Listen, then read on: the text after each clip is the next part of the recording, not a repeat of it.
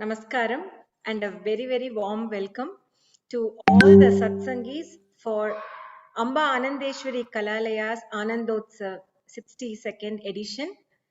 We are celebrating today Vaidhyo Narayano Harih, traveling through the healing journey within each one of us through Kala, Yoga, Agama and Atma. This session is presented to you by YADA, Youth Artist Development Association, in association with Bharat Heritage Organization, BO. I am Ramya Ranganathan Srinivas, founder of Youth Artist Development Association. Very humble and fortunate to be hosting this Anandotsav, a divine journey that we are traversing for the past year and more. Today, we are having a very beautiful lineup, an interesting lineup.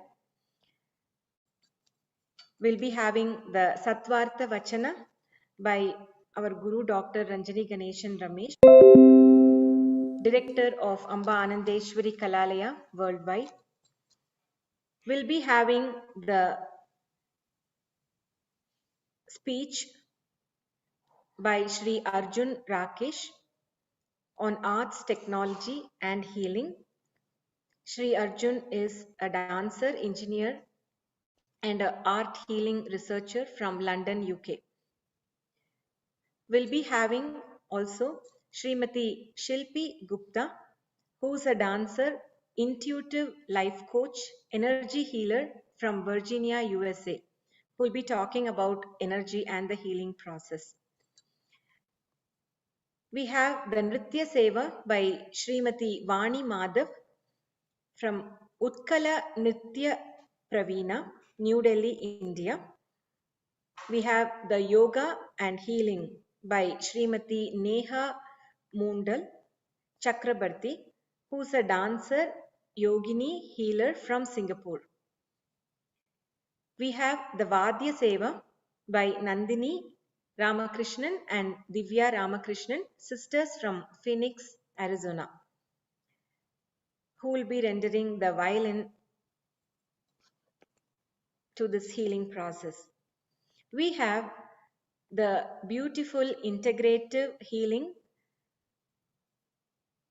an exploration through the Devanrityam by Kumari Daksha Swaminathan, who's the dancer, musician, and a student of psychology and law from Australia, and also the creative director of Ambanandeshwari Kalalaya, the Adelaide Center.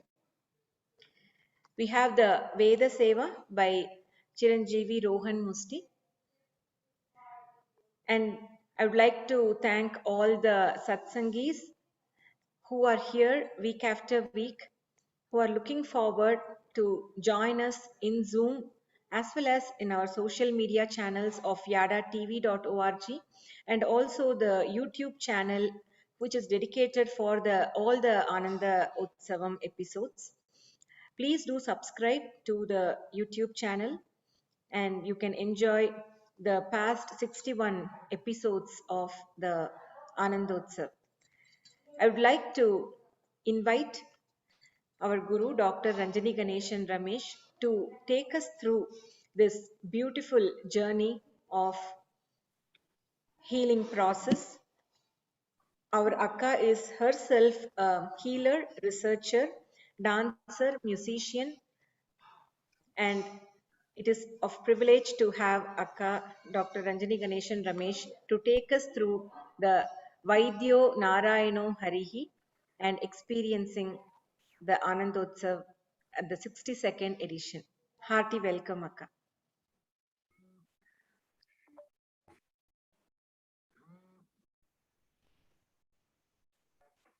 Namaskaram to one and all.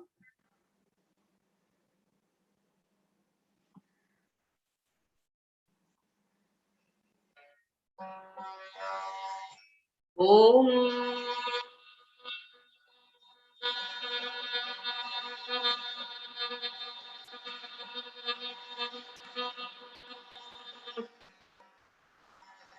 Om.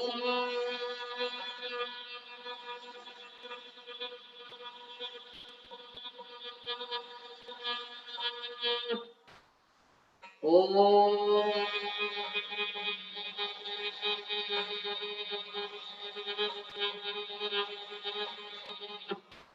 Om.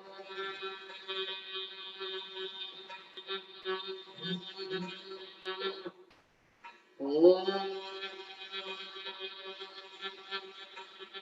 Namo Narayanaaya. Om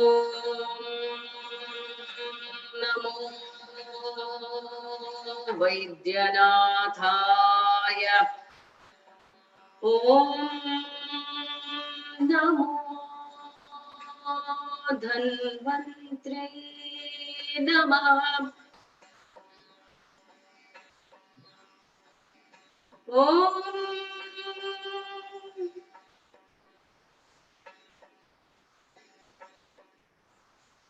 Trayambakam Yajamahe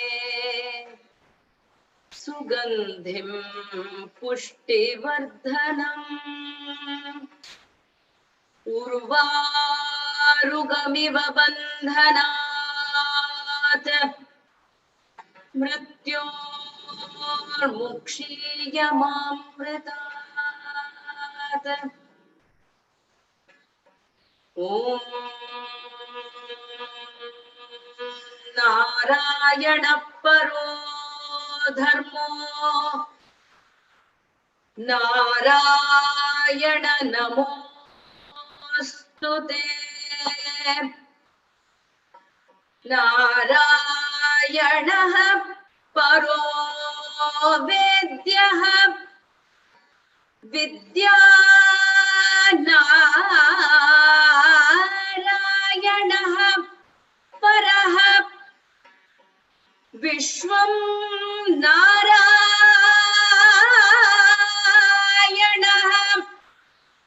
Sakshat Narayana Namostute Narayana Dvidhir Jato Jato Narayana Bhavah Jato Narayana Narayana Namostute Narayana Upasyah Asyad Guru Narayana Parah Narayana Paro Bodho Narayana Namostute Twadagnyam Shirasa Dhrutva Japami Janapavanam Nanopasana Marganam Bhavatkrit Bhava Bodhakah Narayana Tvamevasi Daharakhe Hridhistitah Prerakah Preyarmananam Tvaya Previta Manasah Tvaya Prerita Manasah Bhavarthakrit Bhavatito Bhavasaukhya Prado Mama Tvanmaya Mohitam Vishwam Tvayaiva Parikalpitam Tvayeva Parikalpitam Twadadhisthanamatreణ सा वै सर्वार्थकारिणे त्वमेतां च पुरस्कृत्य सर्वकामान् प्रदर्शय न मे त्वदन्य अस्त्रातास्ति त्वदन्य न हि दैवतं त्वदन्य न हि जानामि पालकं पुण्यवर्धनम् यावत् संसारिको भावो मनस्थो भावनात्मकः तावत् सिद्धिर्भवेत् साध्या सर्वार्थ सर्वदा विभो त्वयाहं नैव स्पृष्टश्चेन्न स्थास्यास्तव दयाळुता आमयो वा न स्पृष्टश्चेदौषधस्य आमेयो वा न स्पृष्टश्चेत् औषधस्य वृथोदयः पापसङ्घपरिश्रान्तः पापात्मा पापरूपधृत त्वदन्यः कोऽत्र पापेभ्यस्त्रातास्ति जगति तले त्वमेव माता च त्वमेव पिता त्वमेव माता च पिता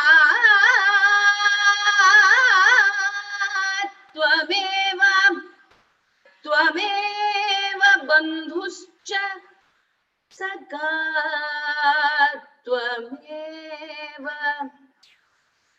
त्वमेव सेव्यश्च गुरुस्त्वमेव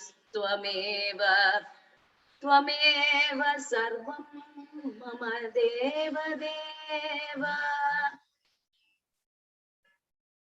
ॐ वैद्यो नारायणो हरिः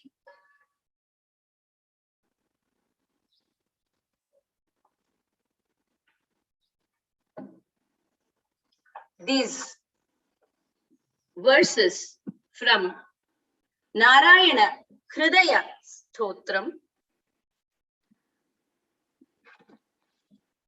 give us a complete understanding about what we are here to explore in Anandotsav 62nd edition. We are very happy and proud and extremely delighted to have all the energies that align to Paramatma, the cosmic healer, who is going to help us heal the most vital energy that has to be evoked, invoked, explored, understood, experienced in today's times. The energy of Paraman as the Vaidhya, he who is the understood and who is all pervading as energy and as form, he who has himself been the Veda, embodied the Veda as Vidya, understanding, to become the Vaidya, one who can give an understanding. Only when there is understanding, there is good thoughts, good energy that flows. And when the good thoughts and the good energy flow, there is healing already happening. There is nothing to feel disturbed. There is no lack of ease. When there is ease, everything is happy. When the chakras are aligned, when the body is infused with positive thoughts from the mind blessed by Chandra, and the body inhales the shwasa and exhales the bad breath, and infused with the energy of positivity, there is healing. There is no dis-ease. It's very easy to understand. Ease is when everybody, the body, the mind, everything is at a very, very comfortable, happy, good experienced state. When there is some disturbance, then the ease is gone and it becomes dis-ease. What is good will becomes ill, not so good, ill at ease. Let us explore Vaidhyo Narayano Harih. When we are talking about Vaidya, the Veda, which is Vidya, as understood and given as the Vaidya. Vaidya, we know Vaidyanatha, Mahasadashiva. How do we know Hari? We have explored in our previous Anandotsavas. Shiva, the pure, the concept, the energy is Mahadeva. The body that embodies this concept, the energy, is Narayana. Narayana comes to us in various forms, taking human forms as well. The form Narayana took to heal is Dhanvantari. Paramapurusha, Parandhama, Paramatma, the energy of Paramatma comes as a Paramapurusha, as Dhanvantari. The concept becomes the component, the body. And when he comes and explains to us, Vaidhyo Narayano, Shiva, Vishnu, ellarum adedhaan. Hara is the concept to remove. Harihi is that which does that. Vaidhyo Vaidhyah Sada Yogi Madhavo Madhusudana. Vaidhyo Vaidhyah Sada Yogi Madhavo Madhusudana. Ati Indriyo. Everybody knows this. We have all been chanting this from many years, from our childhood. Those who don't know, please learn. Vishnu Sahasranamathile varadu avladhaan. They're very beautifully said lines about Vaidhyo Narayano Harih. Vaidhyo Vaidhyah Sada Yogi Madhavo Madhusudana. Atindriyo Mahamayo Maha Utsaho Mahobalah. Vaidya, Vaidyo, one who is an embodiment of Veda. All that is said as good energy, how to be, how to align, everything is there in the Veda. Vaidya, he becomes the Vaidya with the Vidya of the Veda. Vaidyo Vaidya Sada Yogi. He's always in that space where he's completely aligned with the good, which is Mahalakshmi, the prosperity, because the alignment is happening with the good, the Shakti, the pure, the Shiva. He's prosperous. He's the Lord of prosperity, which is Ma. Ma is Mahalakshmi. Dhavo. Dhava means the Lord. Madhava means the Lord of Lakshmi. One who is possessing and having, and what he is into Lakshmi. Lakshmi is all of him. He becomes prosperous. He is that prosperity giving energy. When there is good thoughts and positivity, there is only healing. Madhavo Madhusudana. Madhu. Madhu is nectar. Here Madhusudana is that which cannot be good is removed by him. Ati Indriyo is beyond the senses, the five senses. All the senses, five senses, when are in the absolute positive energy filled capacity,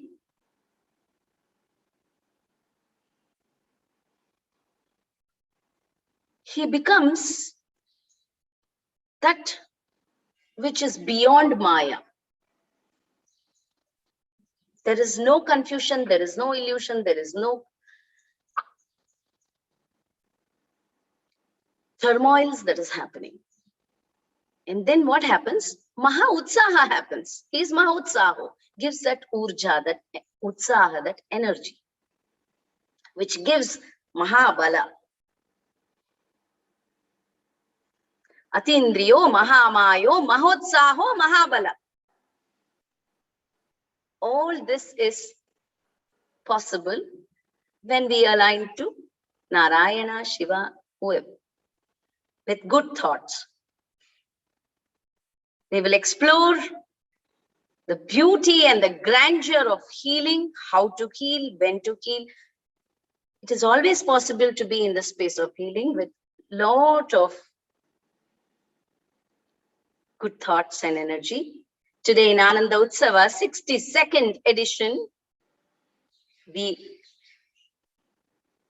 celebrate 62nd and 63rd. We will have a continuation of the celebration of the healing itself. Welcome to one and all, and we will together explore to experience the Ananda Anubhava in Ananda Utsava. I will call Shri Chiranjeevi Rohan Mushti to give us the Veda Parayana.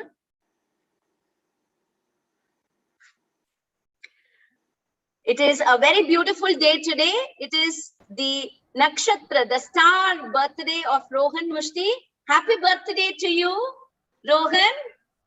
We are talking about our Vedic culture and Vedic heritage. And it is only very beautiful that we celebrate the birthday, the beautiful Tithi, a beautiful day today, Adi Amavasya, Shravana Amavasya for some, a very beautiful day where it is a very, very important day that our ancestors are prayed, and we learn from all that they have done as good, and we learn to do that which should not be done.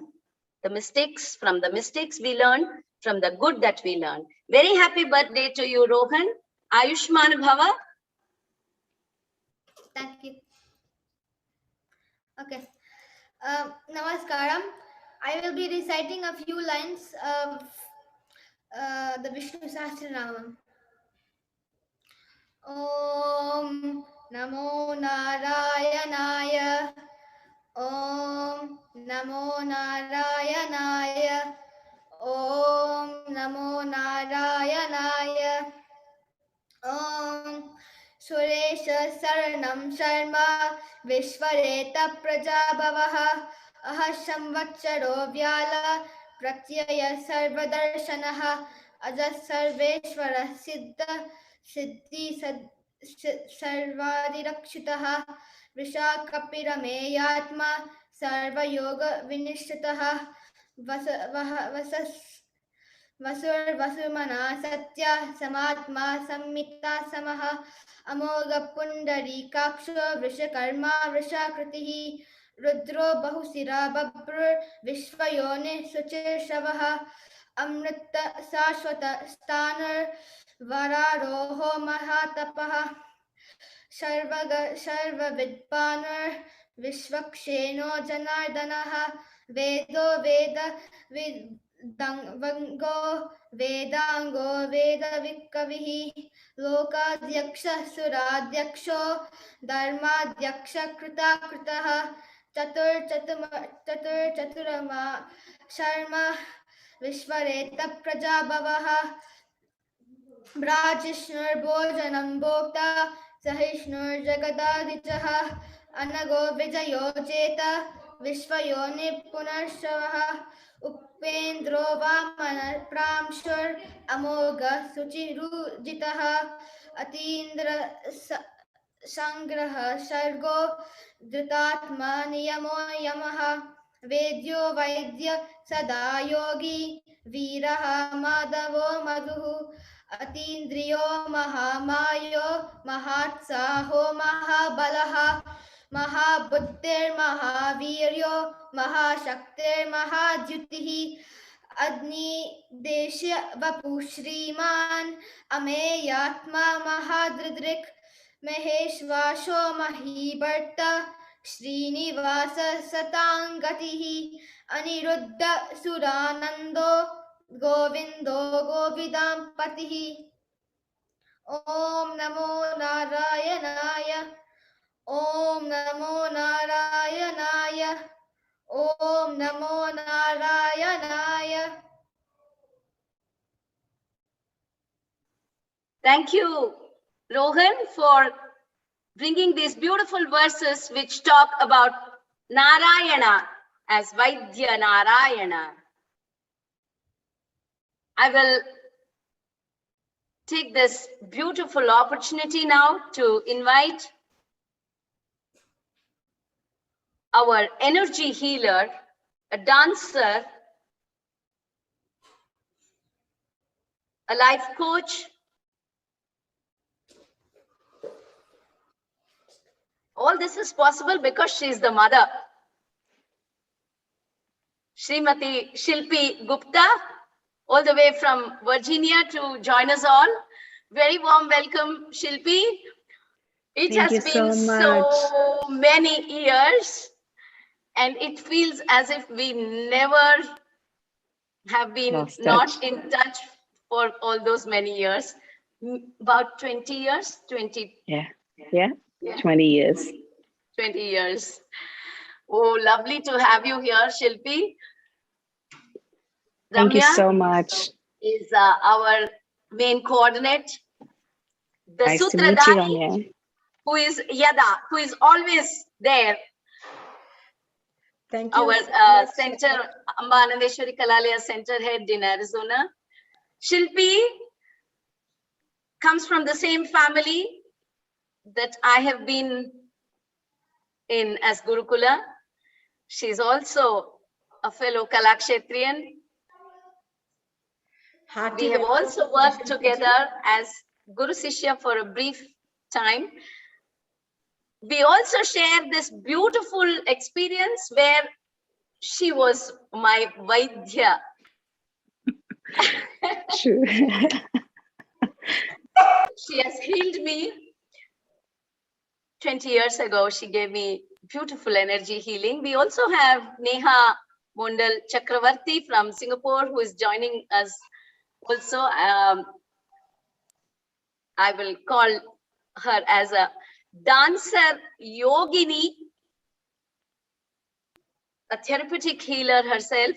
Neha will also talk to us about therapeutic healing through yoga. Energy healing is one, body healing is one. Both work together, just as we explored the energy as Paramashiva and the body as Narayana, Vaidhyo Narayano Harih, both of them. So we will have Shilpi address us with the energy healing, and then we can move to Neha. So Shilpi, Thank you so are much. a natural healer, because I have been healed by you, and I think arts is a very, very, very beautiful medium through which healing happens, and it can't be very different that a person gets into the arts probably like a high school, and then goes into healing, and then understands the body in the graduation, and then becomes with all the experience, and the research that is being done as probably like a post graduation, and then everything ultimately comes back to that beautiful process of healing. So that is how, and Shilpi very naturally, I think, got into healing. We will hear more from her. And being the mother, obviously the healing part only is an extension to becoming an embodiment of healing, which is being the mother herself. So thank you so lovely to have much. you both. Neha is also my Guru Behan. She also comes from the same family of my Gurukulam, another Kalakshetrian. People must be wondering, oh, is all this other forms of healing only done by people who went to Kalakshetra? Yes and maybe, yes and no, because the people who traveled with more intensity attached to the purpose of why we went there to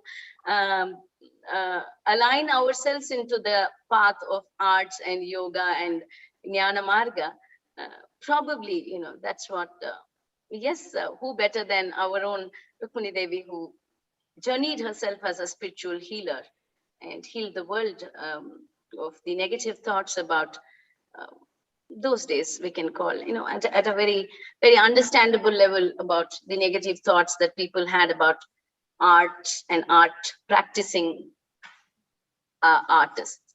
So yeah, I'm so yes, much Shilpi. excited and curious to know all your teachings and learning, Shilpi ji and Neha ji. Welcome to the SIADA platform, the Youth Artist Development Association. And I know Akka is a natural healer because she has healed me also many times. It's very therapeutic. Even her dance classes are very therapeutic. But I am very, very excited to hear what you have to say in this healing journey that you all are here together. We also have Absolutely. Mai from Australia. Shilpi, yes, you would have seen her as a baby. Now you I see her as know. That's Daksha, right? yes. Yeah. Wow. So all grown up. She was a baby, what, 3 years old when she performed in one of the dance dramas that we had. I don't even remember. It's so long. But she was a baby, and I do remember, like a toddler, she went on the stage. That was so cute. Wow. So I am really, really honored to be here, to be invited by you, and I couldn't believe it when I had a text from Ranjini Aga saying, "Oh, Shilpi, you're into healing. Would you mind just coming and saying a few words?" And I was thrilled and honored that, yeah, of course, I would do, even though it's like 12, it's midnight. And then I thought, what coincidence? I mean, there are no coincidences. Everything is planned. It was meant to be. So I'll just tell you a little bit about myself, how interesting and fascinating my journey has been. I was born in the North. For all, for me to go all the way to South and learn Bharatanatyam itself was a miracle. I could have learned Kathak, and I did start learning Kathak. And then we went to the East, and I could have learned Odyssey. No, but I was meant to go to Kalakshetras. So I went there and I learned. And if you think of it, Bharatanatyam is all about Shiva's dance. And Shiva is, his other name is Vaidyanatha. He's a healer, all into yoga and meditation and dancing. And it got me thinking. I never connected the dots until a few, months back, when I suddenly felt the need to explore everything about Shiva. And here I am, being invited by Ranjini to talk on, Vaidya, the healing arts. And I said, okay, there's more to it. And then I thought about my name. My name is Shilpi. The name of Shilpi is a sculptor. So a sculptor, what does a sculptor do? It carves out the statues from a stone. And healer is what? Healer just does exactly the same thing. We are all pure consciousness when we are born. As we go through life, we start accumulating experiences, and they become forms of energy that get attached to us. And then, like Ranjika said, the discomfort. Our natural state is ease and grace. But because of those energy embodiments, imprints, we start to feel this, you know, imbalances. We feel discomfort, dis-ease. And as a healer, what I do is I just hold space. I invite energies to flow. And I can compare it to, somebody going to the ocean and taking a dip. So I just expand the consciousness, hold space. And people who come, it's totally up to them how much they can let go. They can allow the grace to come in. So that's it. And Shiva did exactly that. He would expand his consciousness. I mean, he's all consciousness. And when he healed, it was all about allowing people or giving them the space to just let go, because we are the ones who keep holding on to things. We don't let go. The moment we can let go, then it's like exhale. And that's when the divine grace comes in. And so that is all about healing. And when you compare it with dance, if you think of it, I always remember yado hasta tado drishti tado mana. And then it goes on to say yado mana tado bhava yado bhava tado rasa. Now, for all of that to happen, you have to be totally centered, be one within, for you to be able to connect with your audience, to express what you're feeling, and for them to feel exactly what you're feeling. And it's all energy. You're not getting into the audience and making them feel anything. You feel something, and only when you deeply feel or embody that energy just gets transferred. And I mean, and we all know there are certain dancers that you go and you go to watch them and you're mesmerized. You have goosebumps when they are dancing. Why? Because they can connect with you. They aren't physically connecting, but their energy gets so expanded that you feel everything that they feel. Whatever emotion they are portraying, you feel that. So dance or any form of art, um, it, it has to do with healing. It has to do with expanding your consciousness. And not only dance, I also do art, I mean, painting and stuff. And I work with children. I teach them art, and I try to get them to be more mindful. So I teach mindfulness to children through art form. So it's really interesting how healing can happen with any form of art. You take it music, you take dance, colors, visual, performing art, anything.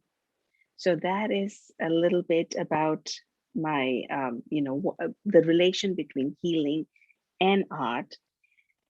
And what else? But my How did you get into this Reiki healing? That is the first, you healed me through Reiki many years ago.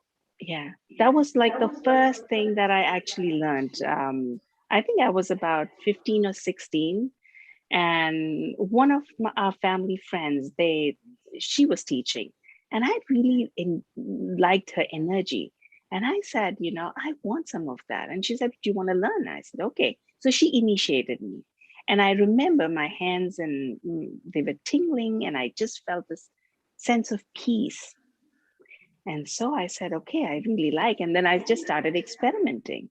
And I did that for some time, but I also realized that, after a point, I outgrew that energy, and I used it for maybe 4, 5 But Reiki years. energy is where the whole thing is all about energy healing, isn't it? So that's how your journey about energy healing began. Actually, not really. That was not the starting point. I've always been a healer. It's just come naturally to me. Yeah. I remember being in, because I grew up, I went to school in Kalakshetra. I from 7th grade onwards. And I remember there was a point when my friends would say, Shakti, what is it? You glow at times. There's something about you. They couldn't figure out what it was. And I didn't know. I didn't know anything about healing. But they would always tell me there's something about, and I could feel people's energy. I could sense things.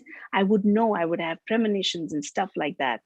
And I remember my teachers used to be very fond of me, especially the strict teachers and all, the ones who were very well versed in Veda and all that. They would tell me that we didn't have to wake you up in the morning. We would come near you and you would wake up. And now I was just very sensitive to energy. So it's always been a part of me. Yes, I think sensitivity is something that is the core for a healer, right? The awakened sensitivity about the senses. Yeah. Ati indriyo. And beyond so the senses. So Reiki was the first thing, and then I went on to do flower remedies, and then I started learning more advanced. What is flower remedy? If you can brief us quickly about it. There's a person called Richard Bach, and he found, and it's a branch of homeopathy. He found that the flowers have certain energetic essences, and when they derive those essences. There's a process they go through, and you can buy it any Whole Foods market or a homeopathy shop. Just ask for flower essences and you'll get 38 of Bach flower remedies. And what happens is when you take those, for example, if I'm angry, there's a certain remedy. It has opposite effect on me. So when I take that, it just kind of calms me down. So there are different, and there's a book about it. So there are about 38 remedies, and there's one which comprises of 5 remedies, and it's called Rescue Remedy. That can be used by anyone. If there's any trauma, any shock, if there's an emergency and you don't know what to use that. I feel everybody should have, especially with little kids. And it's very safe. There's no side effect, just like homeopathy, there's no side effect. So that is something I started dabbling with. And I realized that flowers, they're just emitting energy. And what they did with the tinctures, they captured the energy. And when that energy, communicated with you, it had its own effect. It healed you. Lovely. So it's all energy. And then when I moved to US 14 years back, and I was still, teaching and all that. Then when my children came, I started realizing that, it's very interesting when you become a mother, certain things that you saw in your parents and you felt, I'm never going to do that, or I'm going to be different. And you see all those patterns start, playing out. As a parent, I was exactly like my mother, or I was exactly like my dad. And I'm thinking, what's happening? I thought I was never going to be like that. And then I started feeling that there's more to it. I need to heal myself, to free myself of those programs that get passed on from, parents to children to their children.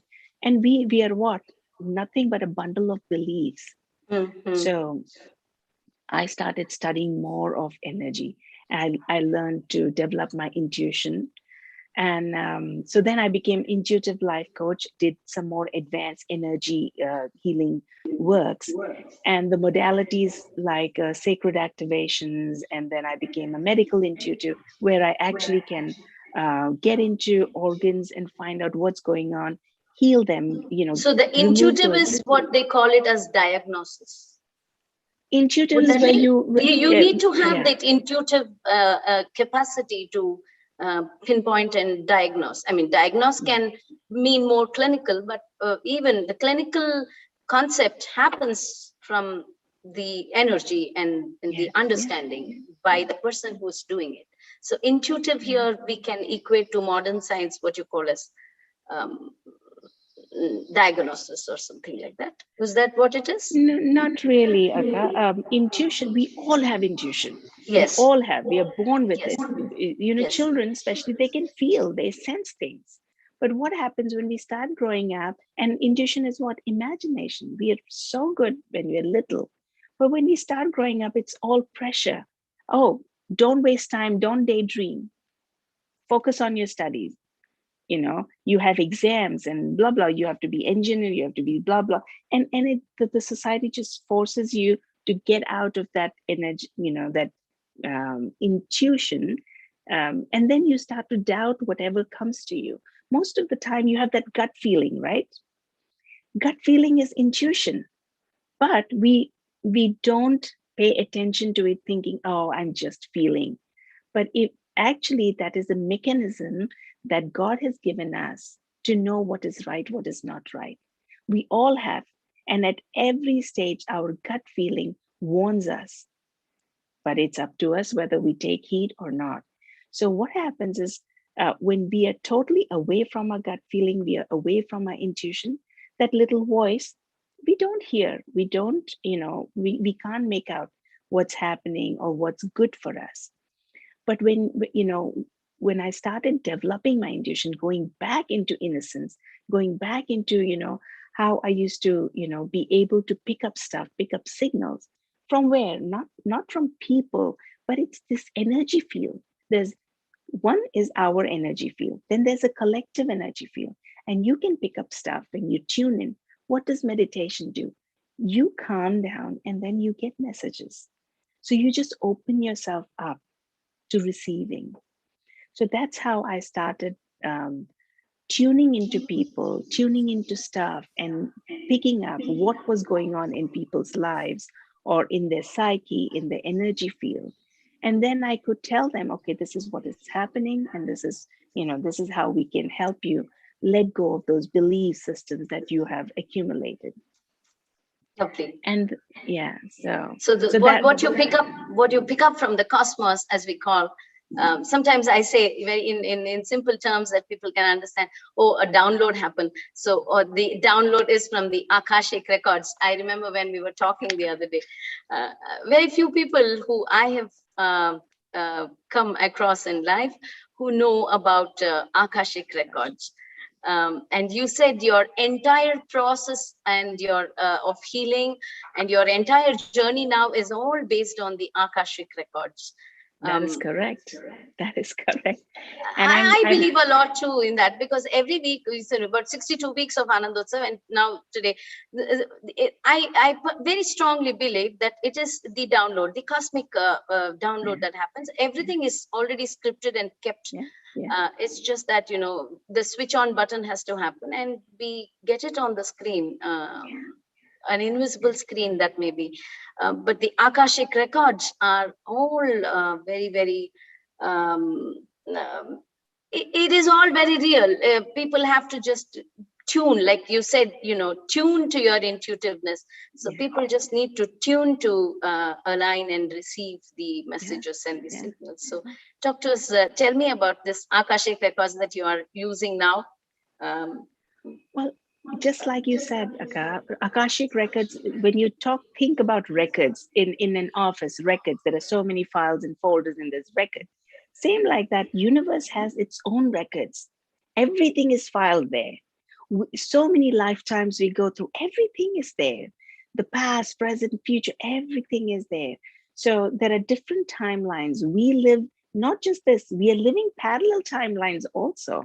So there's a record of everything. And the very interesting thing is that now when I work, I go up to Akashic Records to ask what's happening with people. If there's a deeper healing that needs to happen, I go up, and there are ascended masters like saints who have, transitioned. They're all there holding space. You just have to go and ask.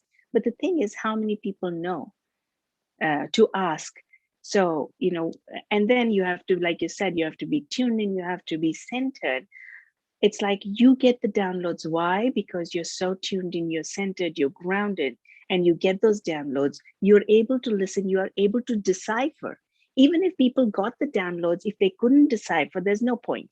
So you have to be able to decipher what you're getting. So that is one thing. Secondly, in the Akashic records, like I said, there are ascended masters. Shiva is there. Most of the time when I go up there, Shiva is there. And I didn't know any of it until like the last few months that have been very intense. And I felt that I was just guided. It was like end of last year. I was guided to watch all the shows of Shiva that are in one of those channels. And I didn't even know why, but I was fascinated. I watched everything. And then when I started, working with clients, Shiva would just happen to come if I'm healing them, or I've put them on healing table and I'm healing them. Shiva would come and guide me, do this, do that. And I was like, I didn't believe. I said, oh, I'm just imagining. But then other healers, we when we work with each other, my colleagues and all, they started saying, when they would read me, they said, Shubhi, do you work with Shiva? And I said, yeah, I do feel him. I do experience him, but I always think that I'm making it up. And they said, no, you're not making it up. He's right there. And he is, he wants you to know that you're not imagining. So then I knew I was not imagining. It is real. It is very real. So, and then I realized I always have this Rudraksh feed. I don't even know why. Right, I think I was 20 or so. I just got this, and I've always worn it. So it's very interesting how, it's all done. Like Akashic records, everything is done. Your whole journey you can actually chart out. And there are no accidents. Why you meet certain people, Correct. why certain events happen. And with that being said, we also have the power to influence it. It doesn't have to always be glum and bad. If you can actually hold space, if you can get centered, whatever has to happen, the events will come in your life. But you don't have to get thrown under the bus. That's the key. That's the key in energy healing, isn't it? To make people understand and align themselves and center, find their center, the core. And that's all about, that's what is the main core, isn't it? Am I right in understanding about Absolutely. We all have the essence, right? We all have a consciousness, but we go away from the consciousness. We forget that we are that consciousness. We start thinking we are the body, we are the thoughts, and that's why we feel so much suffering. But I teach meditation, and I always say, go back to your essence, go back to your center. And every time people have gone back, I lead meditation. So I open up the field, and when people are meditating with me, what happens is automatically in that expanded field, because my field is very grounded, very centered, they experience that centeredness. Beautiful. And the moment they feel centered, they are able to, let go of pain, their certain discomfort in the body, certain events, memories. They are able to let go. How? Because they are back to their own, being. that higher self, the consciousness, which can wash away. But to wash away, you have to go to the river, right? You have to go to the river of consciousness. It's like the consciousness is flowing through all of us, a big clean river. Then we are born and experiences happen. So little bit garbage starts, being thrown in that river, and it gets blocked. It starts to stagnate. And energy healing is all about removing those blockages so the energy starts flowing. Lovely, Consciousness lovely. flows. So the main medicine that you would give to accentuate the healing or enhance the healing would be instilling the faith. The faith is something that people have to take it as an energy pill, isn't it? Well, faith is a big thing that also perhaps the better way of explaining faith, from my understanding of this talk, has been faith becomes a very abstract concept to understand and to align with. Perhaps the better way to put that into words would be the choice of consciousness, because you're choosing to align with your own consciousness, which is somewhere more accessible or more tangible as a concept to a general larger population, as opposed to faith. Because at the end of the day, they are both synonymous. Faith is nothing but aligning with consciousness, but explaining it as choosing to be conscious becomes an easier method of understanding it and practicing it, which eventually becomes faith, because you believe in your own higher consciousness. And both science and Vedic Dharma both say that consciousness is the same consciousness that makes you up as well as makes up the rest of the multiverse. So at the end of the day, it is really faith. But how do you get to faith? By choosing to be conscious. I believe I can fly. The word believe, probably believe can. I believe I can heal myself. I believe I can do this. I think that would be probably a simpler way to make everyone understand, isn't it? I believe I can. Believe is good, but again, when you talk about belief and faith, these are constructs of mind. The moment mind comes in, your consciousness, your connection with consciousness is broken. When I ask people to get back to the center, get into meditation, is getting your mind out so you can connect directly with that source and energy. So when you say believe and faith, you're bringing your mind in. But you don't need all that. All you have to do is close your eyes, center yourself, and you will feel. Initially, you will fight your everything, your mind, your ego is going to fight you, will not let you sit quietly, will not let you focus because it's scared. If you get connected with the source, what happens to the ego, right? So a simpler way for someone who is struggling to center themselves, probably something like what our Neha does, yoga, making it making it understandable by first the immediate reach that we have between us and amongst us, that we can access very easily is the body. We know the body, so probably aligning the body or telling the body to do, probably is that could we consider that as a step one to probably try and align or center around, Neha? We will have more demonstrative therapies that Neha does. I think we'll do that in the next week, but I would have a few words on this today because Hari Om, firstly, everyone. I feel super honored. The talk by Shilpi ji was so enlightening, and thank you so much, Ranjani Akka, for giving me this opportunity to be here. And it's wonderful. In fact, something about faith, I was just thinking while we all were speaking about it. To be even able to close our eyes and sit in that position needs faith. And unless and until we have that faith that I should be able to sit in that cross-leg position, remain steady, because I'm going to reach somewhere or I'm going to experience something at some point. Maybe I fail initially. I sit today, I sit tomorrow, I sit for a month. Nothing, so what is making that you to sit each day without questioning the process? That is faith, I guess. So yoga therapy begins with faith.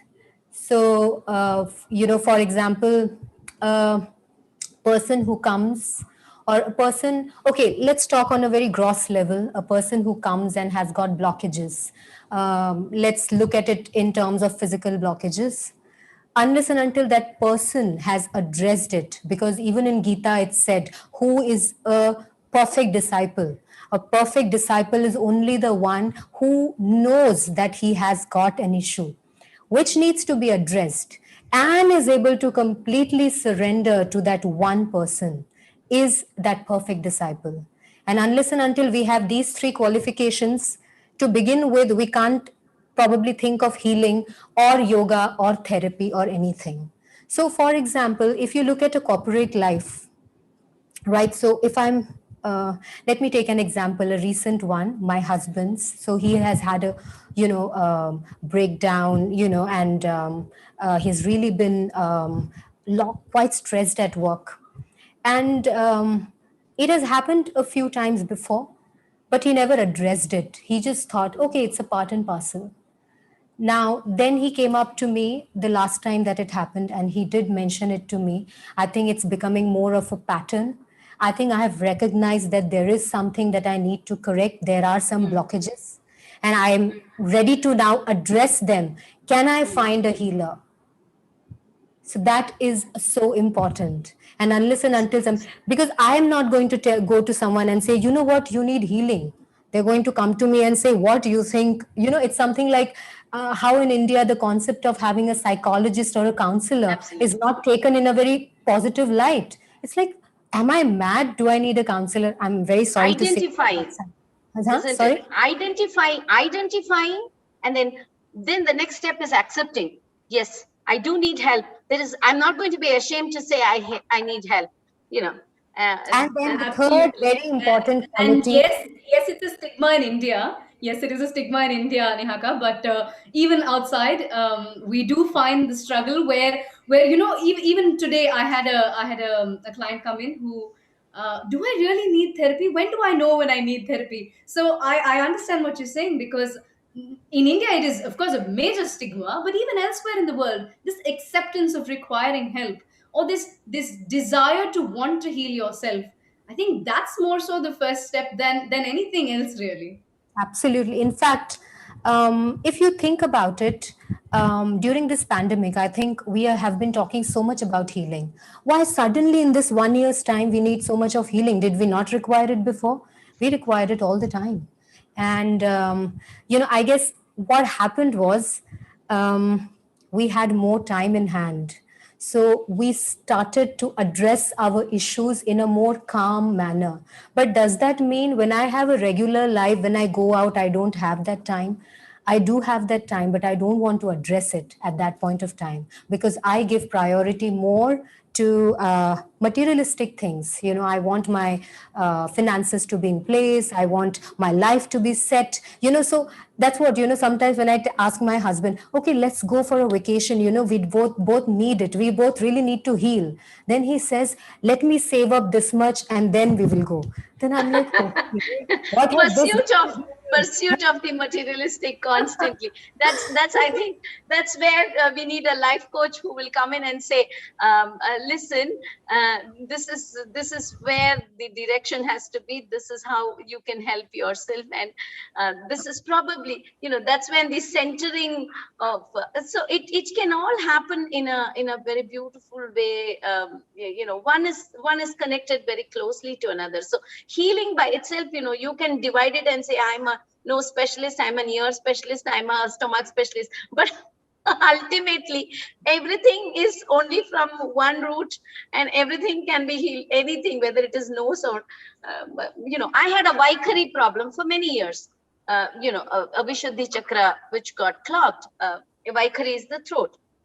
I have been a singer from the time that I have been born, so they say. But somewhere during my late teens and early 20s, there has been a huge clog. There is a huge problem. Whenever you want to sing, there would be till the minute that someone says sing, there is a beautiful voice and everything, but someone says sing, suddenly you don't know how the rivers sometimes just disappear, they just go, and you don't know where the river, you don't even know it is a perennial river, suddenly it's gone. And like that, so one day there was no voice coming out. There was absolutely no voice. There was not even the sound of breath that came out. It was as mute as possible. All sorts of ENTs, everybody, there is no inflammation, there is no voice box problem, there is nothing. But what actually happened, nobody knew. And then there's somewhere the guru plays a big role in helping us to actually be attended by the doctor, so this guru happened, and very simple solution, like the energy healer. You can call him a life coach today. Modern world, we will call him guru, whatever that is. Ultimately they start only clearing and unclogging and help you unclutch and unclog. So there was obviously like how Shilpi said, we accumulate experiences, we gather many things, and some things, it could be a block in the heart, some people it has something else. I think the most expressive form that is in a body for that person probably gets affected first. So for me, my voice was the most expressive part in my body, so it got affected. And he just said, there is a temple near your house, do you believe in God? I said yes. There is a temple, do you visit temples? Yes. Then he said, okay, even if you don't believe, or if you don't want to go to the temple, just think of a beautiful energy in white sitting with a beautiful instrument called a veena. Just visualize that image, or you don't want to visualize, just feel that there is something like that, and sing whatever you know in the raga Kamboji. If you are a believer, you go to a temple, you go to that temple where there is an idol of Saraswati, sit in front of her and sing raga Kamboji. It could be anything that you sing. It need not be an attribute on her, it need not be a shloka on her, but sing whatever that you know in Kamboji. This was done, and that I go sit there. I'm a believer, I go to temples, I go sit there. There is nothing coming out, but I am singing. How?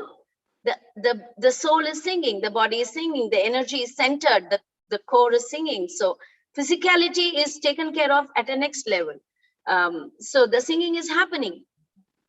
And before I could finish whatever that I had chosen a shloka on Saraswati herself, which I knew, before I could finish the end, believe it or not, people have to understand, people have to believe. You have to believe that someone is healed. And my voice came back. There was no sound, but there was sound, which came back. Continuation of that belief, holding on to that space matters. You can take pop the pill today, finish it off. You are healed. But tomorrow, you cannot say, oh, I finished it. It's never going to happen again. But sustenance is something that Hari does. He removes, but also sustains. So he said, every Monday, if not every day, sing every day the same raga, few lines, as long as you're alive in this body. If you need this body to function, and every Monday is the day of the moon, Soma, Chandra, and moon is what controls the mind. Mind is what plays a big part. And whether you believe in energy, whether you want to get healed, physicality, by yoga is coming together of the mind and the concept and the thought. So align yourself on Monday and sing Kalyani. And till date, I got back my voice. I used to sing in the pitch of 7, C sharp, C, and I have got back, which I could not even open my mouth or have a voice. And this is true, and it happens, and this is the Vishuddhi Chakra. The the clog in the Vishuddhi got cleared, and the Vaikari just opened. It is possible. So yoga, energy, healing. We want to know more of Neha's therapeutic yoga. We will want to have you present to us, make some of our viewers do it in the next edition next week, Sure. Neha. And Sure. Shilpi, continue to give us like energy healing. I know it is very, very late in the day and night for you. But if I may take a little bit of liberty, we could probably give our viewers an experience of, calming down and Sure, finding I would their love core. that. I would love So that. the next edition, again, we will visit and go into it about your both methodologies and the process that you find yourself, and you have evolved into being that beautiful healers, and through arts how you are healing. Obviously arts is not different from agama. Agama is not different from arts. We all have to understand everything comes from Veda. Physically everything comes from matter, goes back into matter. So everything that is knowledge comes from Veda, and everything is into Veda again. So can't be anything So one separate. thing I wanted to ask is, Shilpiji, is the healing process effective in this online media through remote Zoom or whatever? Yes, Is it still possible? of And course. because we are not directly experiencing those energies, and also what are some of the steps, like when somebody comes in, how do you get one person into that receptive space? If you can touch on those, that will be really helpful. Sure, Oh, just before absolutely. that, just before Shilpi gives us, Neha was talking about her husband. So would you, if you don't mind? I've been giving too many examples of my husband. What I wanted to come to was just taking inferences from a regular day-to-day life. So I guess what yoga really So talks about. did he help himself, allow you to help him? Absolutely, absolutely. I mean, it is not until when he asked me, because I know, like, if somebody wants to, if someone is smokes, okay, and the partner doesn't want it and constantly keep saying, quit smoking, that person, unless until he himself believes that it is harmful for him and he wants to quit, he will not. So it is very important to address it on your own self, not somebody else telling you or pinpointing you, or it then just feels that someone is coming on you and you just feel choked. And so yeah, unless and until you have that mindfulness that you really need to address it, I guess therapy doesn't begin. So if you want to, you don't get anything out of it, because as I said, it starts with faith, it starts with complete surrender. So yeah. So our life coach, energy healer, will come in. She's the one who is going to help us understand. Yes, Shilpi, will allow you to address Ramya's. Yeah, absolutely. Ramya Ramya, thank juggles you for between a asking. lot of aspects of life. She's a corporate, very, very into the corporate world, corporate professional. She's a mother. She's a dancer. She's when anybody who is an artist is of service to the society, want to be of service to the society. She is herself a healer, I can call, because she coordinates so many programs like this through Yada, and being part of Bo, all that. So when you're facilitating someone to get benefited, when the society is wanting, you're facilitating that beneficial, the aspect itself, someone becomes a healer. So she's also a healer. No, Akka, actually, I wanted to tell here is, I started actually taking the intuitions. I just get those intuitions when I do the aarti. That is where I get the intuition, and sometimes I feel that the intuitions are coming so much that I am not able to plan out anything. So I feel I'm very, very ad hoc. I just think and do that same day. So is it something like natural, or is it when you're taking this intuition? I get a lot of idea. Even Anandotsav is a very, very classic example. Like, I don't plan for any costumes. I don't do like any traditional Bharatanatyam performances I give. I don't plan. I just go at 7:30, and then for 8:30 program I go to 7:30, and then just see what I just open the closet, whatever is there, I just wear it, and then I come out as that particular deity or that energy that we are going to talk about in the Anandotsav. And it became so much that it was not one time, two time. It was so repetitive and predictable that I am not even worried about it anymore.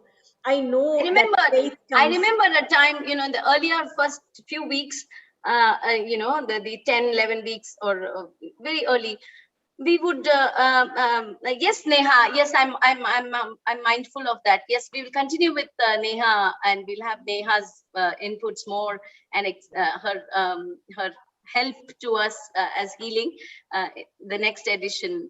Thank you, Neha.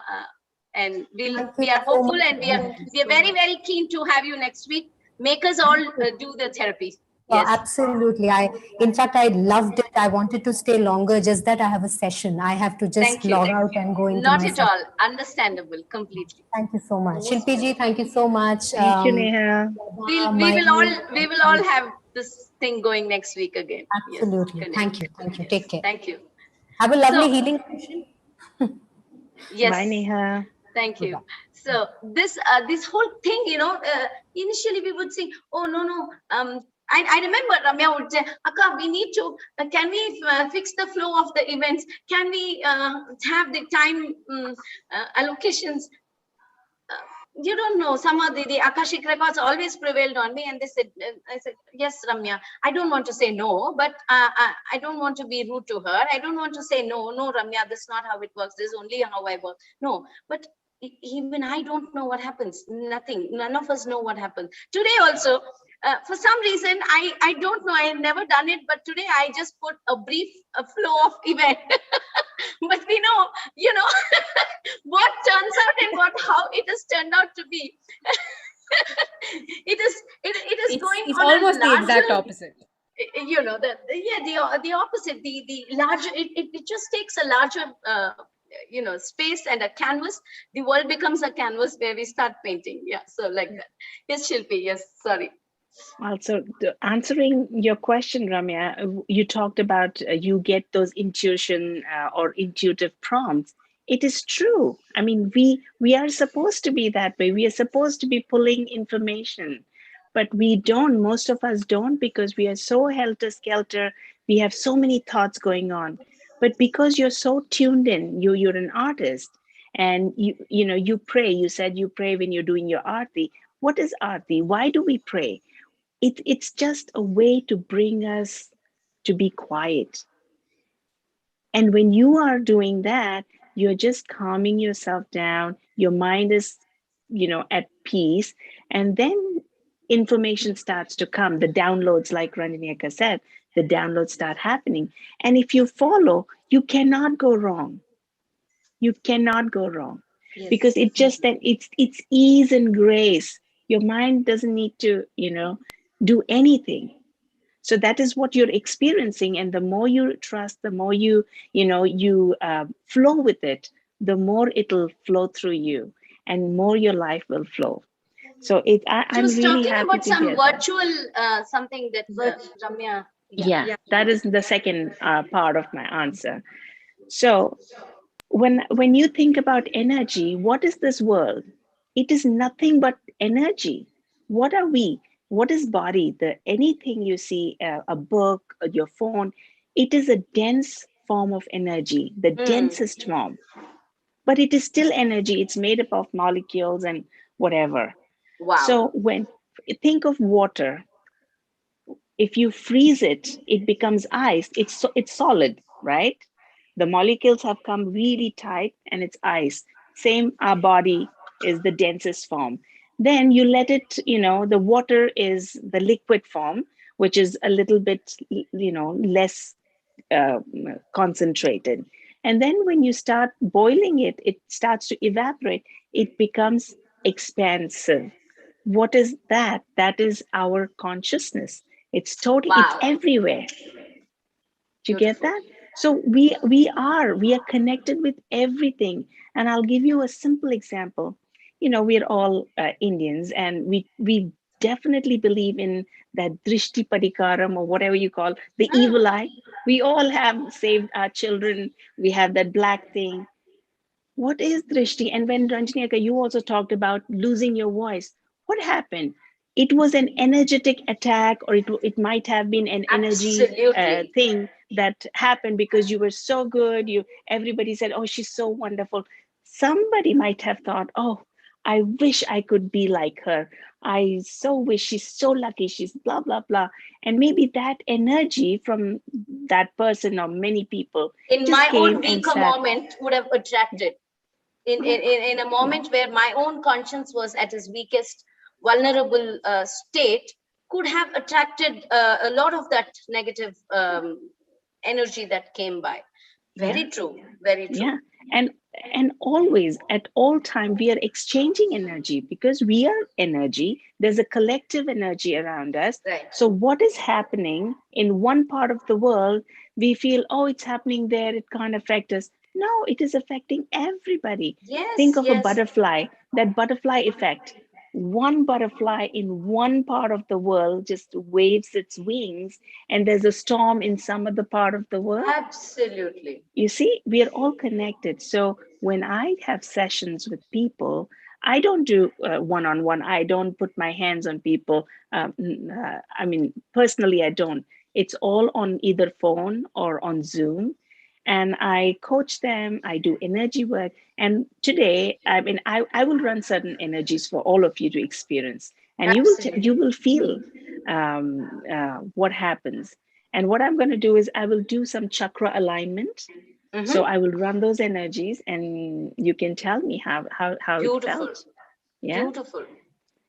And I will definitely invite Shiva to come be present and help.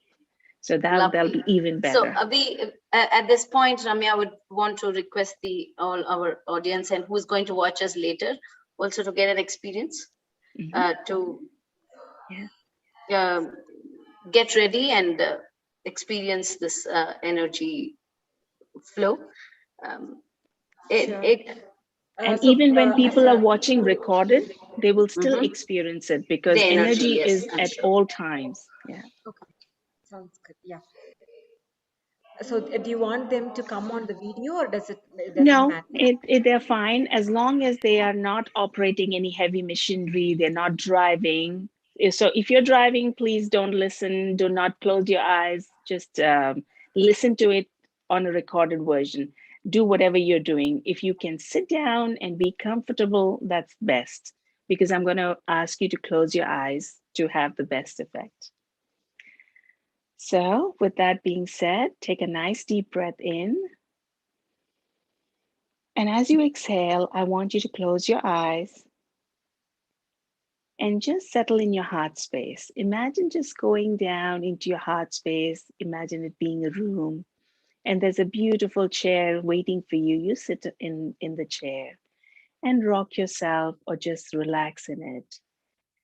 And now keep breathing normally as you would, breathing in and breathing out.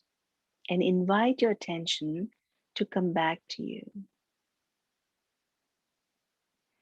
And as you keep breathing in and out, I want you to start experiencing from your head, from the top of your head. See what you're feeling. What does the scalp feel like? What are the sensations? And your forehead, your face, your neck, your shoulders, your chest, your belly, your legs, and just become mindful of how quiet it's becoming. And keep breathing normally and being in this state, in this space, while I invoke the energies. I invite Lord Shiva. I invite angels and guides to preside over this session.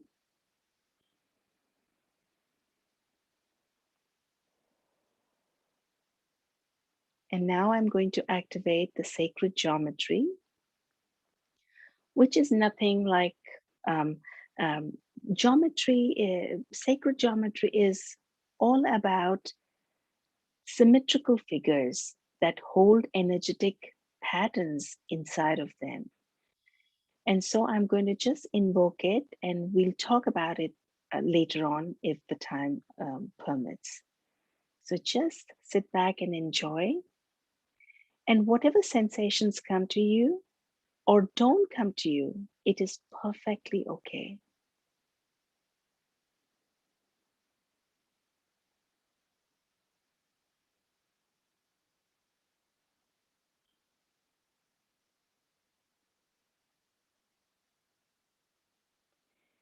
And now I'm going to invoke or activate the energy points in your body so that your energy can start flowing with more ease and grace.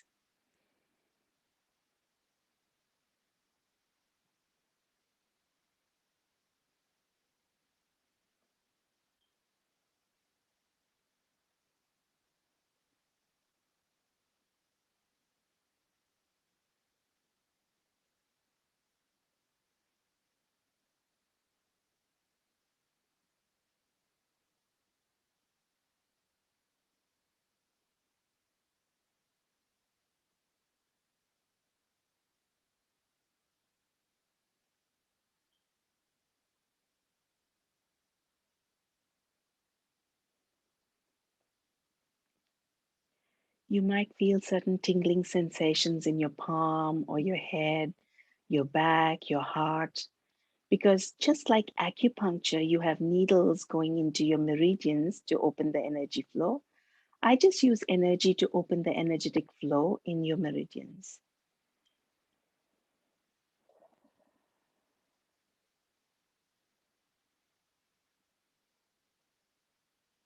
And now I'm going to run the energy to just cleanse your energy centers, the chakras, cleanse them, balance them, and align them.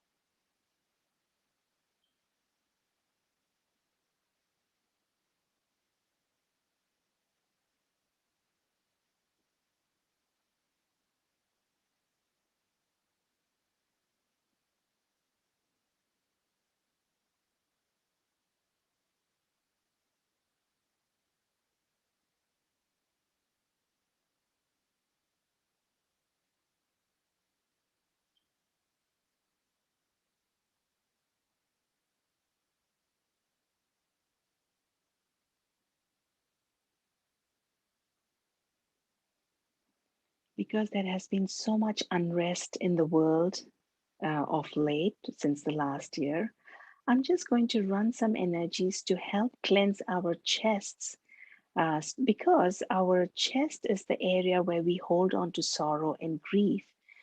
And in this pandemic, a lot of unrest has happened. Even if we haven't lost our dear ones, we definitely have experienced a sense of loss because collectively so many people have been affected, so many people have been hurt because they've lost their loved ones, and we've stored so much of sorrow and grief in our lungs and our heart and our chest. So I'm just running some energy to relieve ourselves of that pain and sorrow.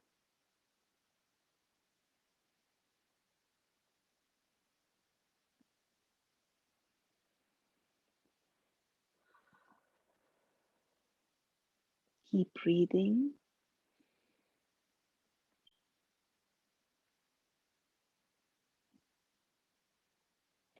And at this stage, I want you to imagine this divine grace, a beautiful, brilliant white light just descending down from above and permeating your head from the top of your head just permeating your entire being. And as it floods your being, feel that soothing grace, that peace that descends.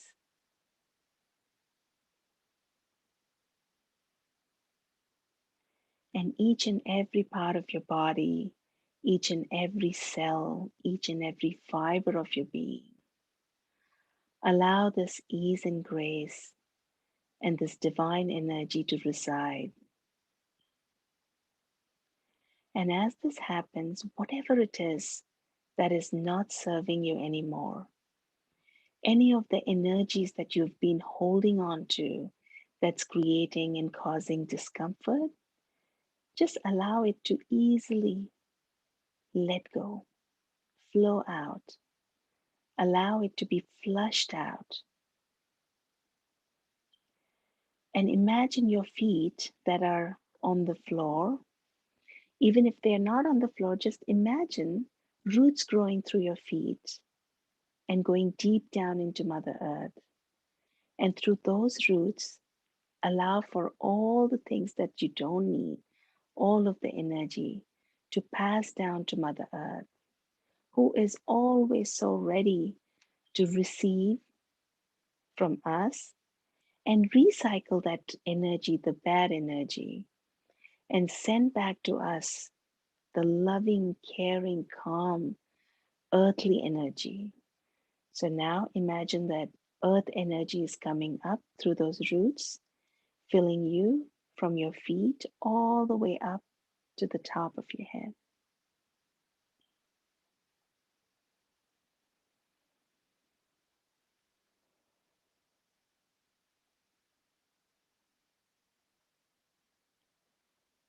And now I want you to bring your attention to your breathing, breathing in and breathing out.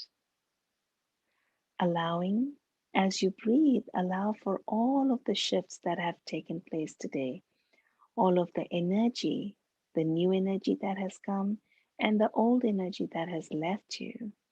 Allow for it all to settle in your body. Allow it to integrate. And whenever you're ready, you can open your eyes and come back.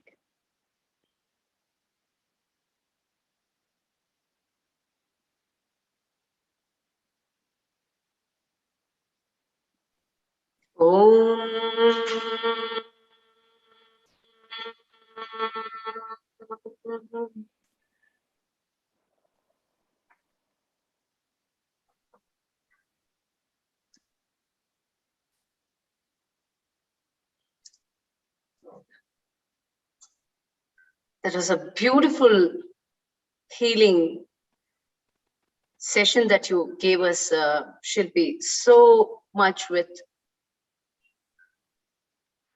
energy centers healing. I, for one, myself, really experienced. I don't know if what happened in the others. I'm curious to know. They can write and send it to us on the chat window, and they can comment on the YouTube channel, and they can even mail it to us at Ramya will give out the mail ID. But I want to just right away share that there has been a medical certain discomfort that I had, lipids going high.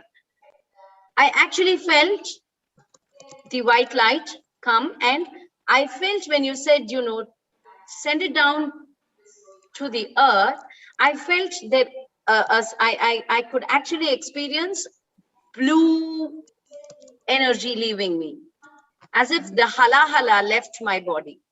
And then I immediately had a very beautiful reddish golden kind of an energy seep in through me when you said, allow the good to come back. And then there was one streak of light which happened, just like a sharp one streak of light. The geometry, the cosmic geometry that we spoke about. See, Deva Nrityam that we do now, that has been a result of the Akashic downloads, Akashic records downloading. moved away from, I have done Bharatanatyam, I have done Kuchipudi, I have had my own exploration into Kathak thanks to Mai with Asha Moshi. Somewhere over the last 10-15 years, this whole concept of Deva Nrityam, Veda Nrityam has taken format. This concept of this geometry is what we were exploring through that then. I would want Ramya or Mai or both of them to show us how this, how the cosmic geometry we invoke and invite and start aligning ourselves as focus, finding the center before we start doing the Deva Nrityam. We'll do that. I think, this has been this energy healing. People would ask, how is it possible, virtual medium? Yes, when we can understand a cosmic energy flow, then a virtual energy flow through a virtual medium, how different is it? If we can say there is Wi-Fi, and if we can experience Wi-Fi, and if we can take the anubhava of Wi-Fi through the gadgets, why can't we understand in very simple terms that, yes, energy travels, energy transmits, sharing, transcending, or transporting, or can happen wherever you are. So it is possible that, and this energy healing, the session that you gave us has been truly very, I'm sure everybody is wanting to share. We'll go more into the discussion of this cosmic geometry that you were talking about in the next edition, Shilpi. And I just want to tell something here. In the South, we always have Rangoli. We draw Rangoli. And it has always fascinated me because I'm not a South Indian. I came from the North to the South, and people told me, oh, you start the day with charity and it looks beautiful. But I always thought there was more to it. And then when I started doing energy work and I started learning about sacred geometry, and I said, perfect. That Rangoli is what? Do you see those dots are put in certain way? You don't make abstract Rangoli. There is no such thing as abstract. There's a particular pattern they draw. There are certain dots, certain ways the lines are made, and it's perfect. Geometrically, it is perfect. Why? Because the air that flows above it is picking up that geometry. The geometry has power. It's got energetic power.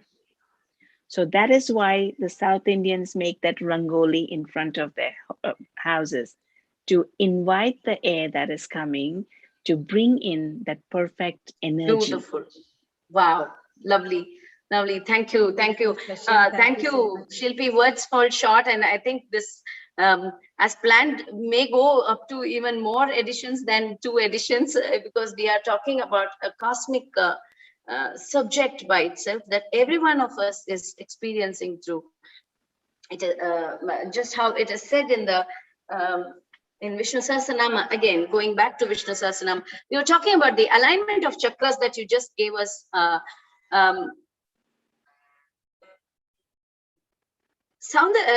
Lalita Sahasranama is also talking about that.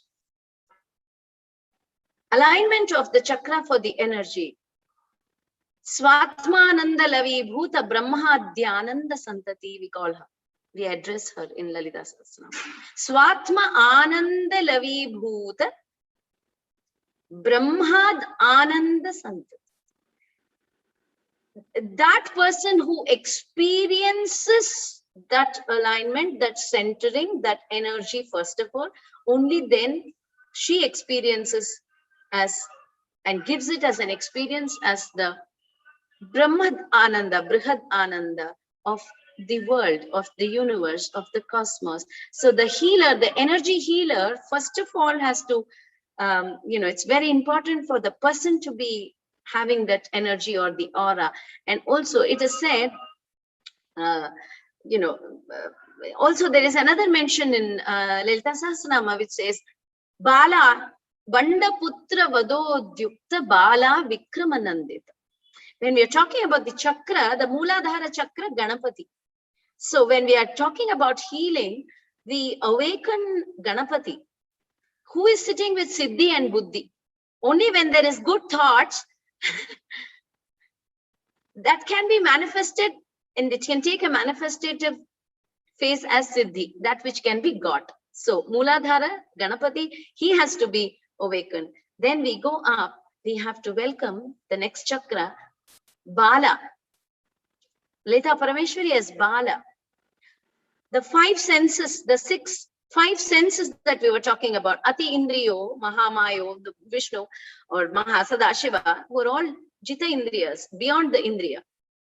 The five senses which can stimulate the six qualities, the Arishadvarga, Kama, Krodha, Lobha, Mada, Moha, Matsarya, the six qualities. So 6 into 5, 30. So this Banda Putra Vadodyukta, this Bala, when the energy of Bala is awakened in the chakra, she squashes, she vanquishes all these sons of Bandasura, which is negative energy. Banda Putra Vadha Udyukta, she creates to prosper. Udyukta, she makes it, with her yukti, she makes the yukta possible. Bala Vikramanandita.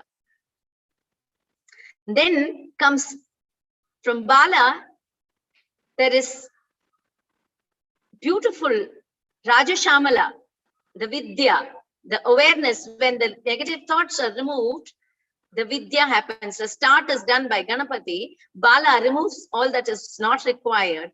Then there is Rajashamala, Matangi as the Vidya. The awareness happens, the understanding happens. And when that Vidya has to become expressed as an experience, is Varahi. Vishukra Prana Harana Varahi Viryanandita, says, it is said in Lalita Sasnam, Vishukra Prana Harana. All these negative gone. She is Kirichakra Ratharuda Dandanata Puraskrita. Danda is what she holds in the hand. She also has a plow in the other hand. She helps us, you said, dig deep into the conscious, find your roots, and then disable what is not required and then enable what is required. That's what Varahi does. She plows down, she digs deep into the conscience and starts bringing out all that which is. And then there is Sahasrara, through which the Lalita, the final ultimate experience of that explosion of the good is felt as Lalita. This is all about chakra, and this is all about the energy healing. If, we can call it as in any, whether you call it modern science, when they say, there's something, rumbling happens in the stomach, the पेट में कुछ हो रहा है, क्या हो रहा है, कुछ ठीक नहीं है, मतलब then you have something that is not aligned properly. So the rumbling starts and heal from that core, center the core and heal it. That's a beautiful thing that you gave us today. So much to say, so much to do. The swara in the 7 chakras can be activated, goes as sa re ga ma pa da ni sa ni da pa ma ga re sa. Swara is the sound of breath at each chakra. And that hum, you said, experience, understand your breath. Inhale and concentrate on your breath. We will invoke the swaras now in the physical form through violin as music.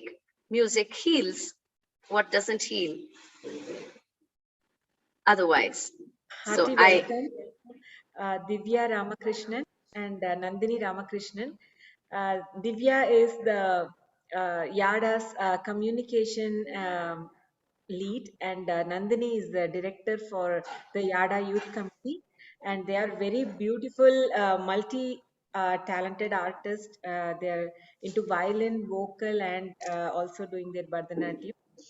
Hearty welcome, Divya and Nandini.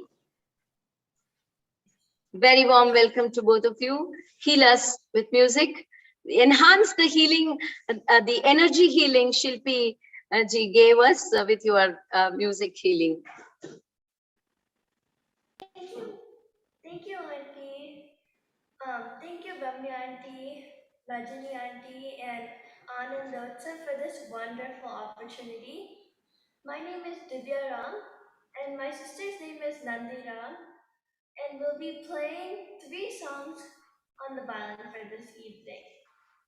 We will start off with Brahma Ninu Namina in Raga Mohanam Talam Adi and composed by Tyagaraja.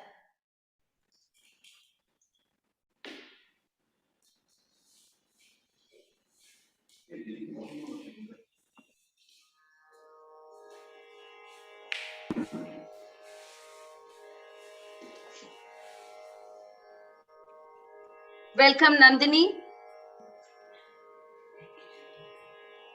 Thank you.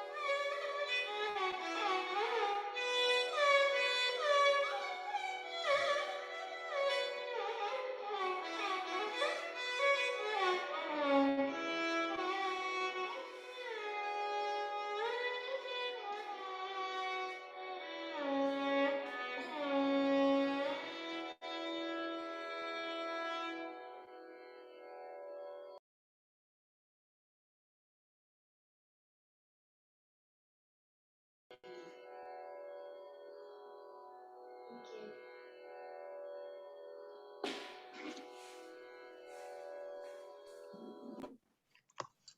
Thank you so much, Nandini.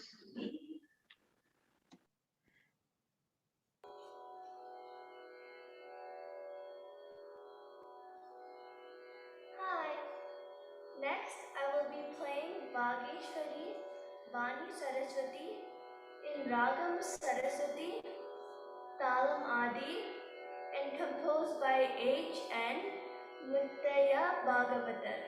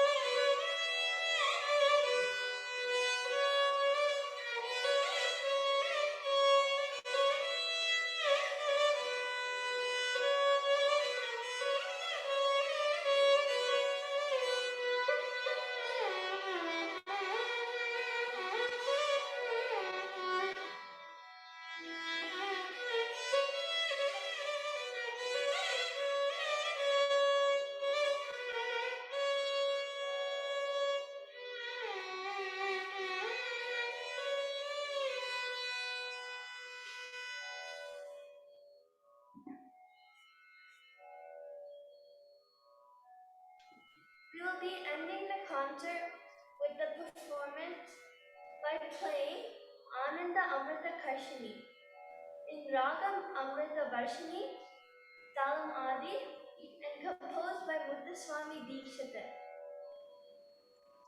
Would you both be playing together for us as a duet? Amrita Varshini as a duet? Nandini and Divya? Nandini and Divya, would you give us a duet with Amrita Varshini?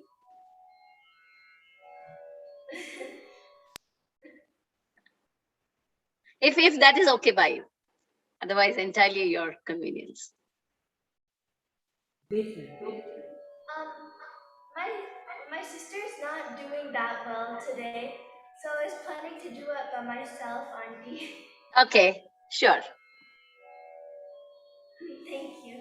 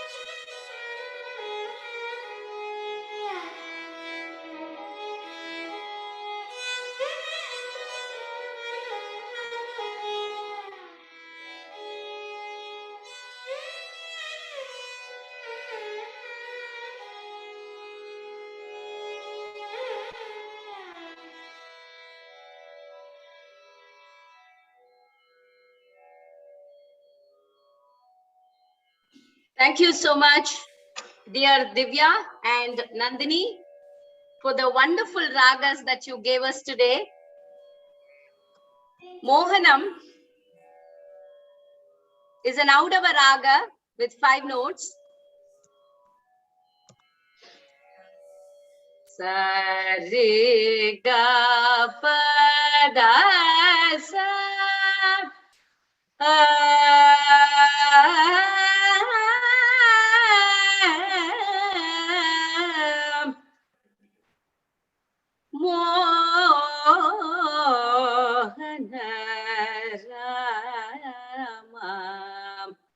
Mohanam, this raga heals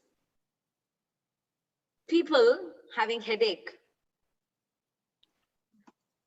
Mohana Ragam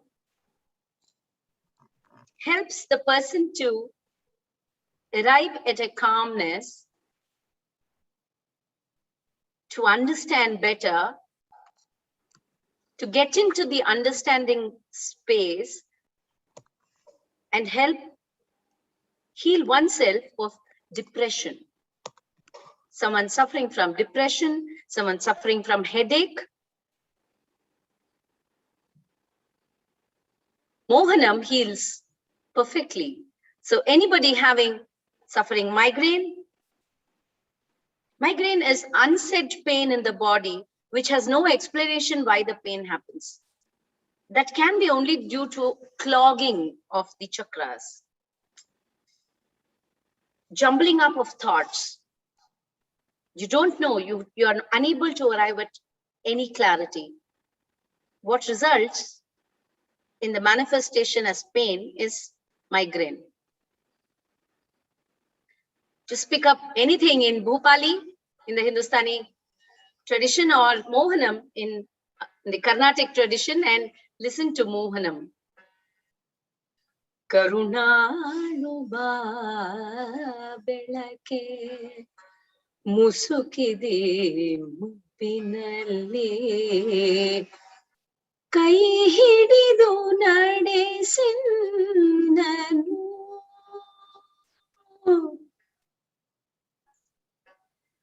Krishna Karuniso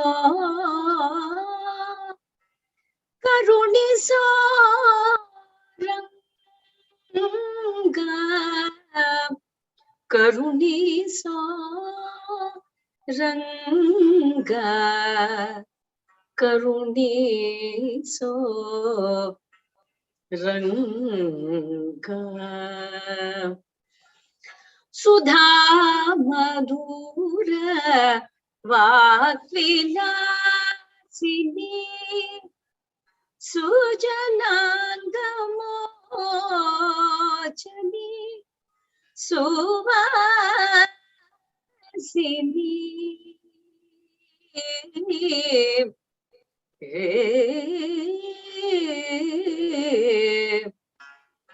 Ga ga ri ri ga ga ga ga ga ga ga ga ga padas sada baga. Mohanam heals. Beautifully they played Saraswati. Sadida pa ma re za Saraswati.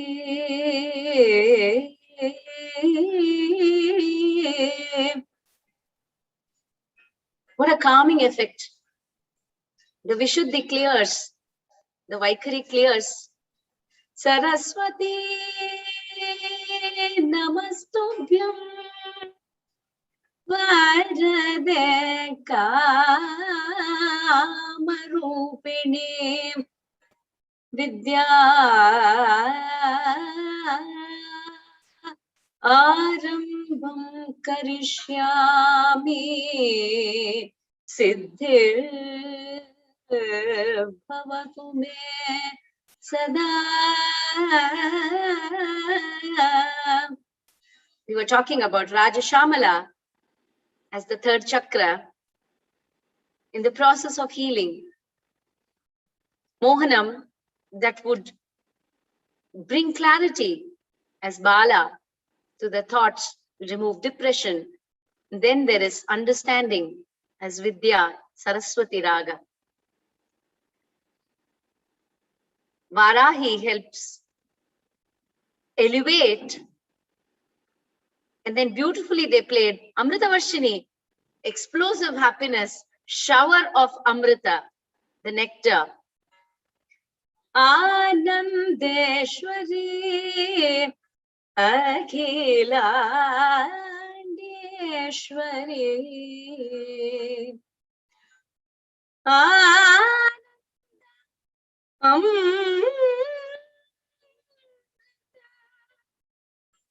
Amrita Kashini, one who brings the shower of Amrita. Amrita Vashini. Celebration, isn't it? When everybody is in the space of Ananda, there is only celebration. There is vibrance, there is Utsaha, there is energy. Thank you, Nandini and Divya, for bringing so beautifully these beautiful 3 ragas, which help the chakra to align. This says, you know, Anandotsav happens as cosmic designing. How did they choose this raga? Why, when we were talking today, the fundamental healing process as energy process dealing with the chakra healing. Beautiful, isn't it? We have to believe there is Vaidhyo Narayano Harih above all of us. Dhanvantri, he comes, Narayana comes as Dhanvantri. Let us have a visual healing through the Nritya Madhyama, the Utkala Nritya. Utkala is Odisha in modern day. The Nritya that comes from Utkala Pradesha is what is today known as Odissi dance. We call it Utkala Nrityam. We have an expert Utkala Nritya Pravina, Srimati Vani Madhav. Thank you so Thank you, much. Nandini and Divya, to joining us from all the way from Arizona. Thank you, Neha, who joined us from Singapore, and Shilpi, who gave us the energy healing from Virginia in the US. And we have Vani Madhav all the way from the capital city. We are going upward, Delia, Talai Nagaram. We are talking about the head, the Sahasrara. And so Vani comes to us from the Talai Nagaram, the New Delhi. And we will have, in the second edition, we'll have therapeutic yoga of Neha Mondal Chakravarti, and we have the environmental healing by Arjun Rakesh Vasudevan from London, who will join us in the next edition, and Devandrityam healing next week. Also, we have a very biodynamic healer who's going to come and talk to us about biodynamics healing from Bangalore, Pooja Sriram. We will have also a very beautiful music healer who's going to come and give us a musical healing, Vidya Harikrishnan-ji from Mumbai. All this will happen in the next week. Very warm welcome to you, Vani Madhava. See, the name has Madhava, the Lord of Lakshmi, and she is herself Vani. We were talking about Saraswati. Namaste, namaste. Wonderful to see you. Thank you, Nandita, for this wonderful opportunity in this 62nd edition of Vaidhyo Narayano Harih. And I'm listening to the session from 9 o'clock onwards. It was so wonderful having and Nehaji and you, of course. And I'm thankful to Yada and both the association for giving me this wonderful opportunity. And since this is the healing session, I'm present on Shivastakam, which Akka has asked me to perform a piece on Shiva, which is going to be for 10 to 15 minutes. And what I speak on Shiva, everybody knows, is the Supreme Lord and is the healer. So today I'm performing Shivastakam, Vande Shambhu Mapatim Suraguru. Pranamam Shivam Shivakalpa. Shivas.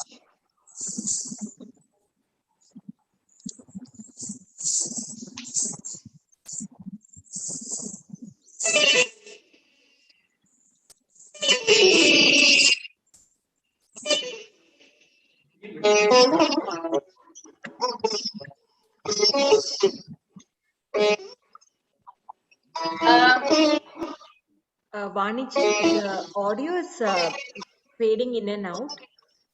Can we do a check? Vani, would you want to check the audio? Ramya will help you use the audio setting to. It's help not us. audible. It's In and out. Is it not audible? Vaniji, it's fading in and out. So are you having it as a separate system where it is playing? Yeah. Can you playing. play it on the laptop where you are having the Zoom? Is it not audible? It is audible, but it is fading in and out. रुक के आ रहा है वानी. Maybe you can. I'll just keep the speaker probably here, nearby. Just let me know. Probably the speaker is distorting the sound. Now?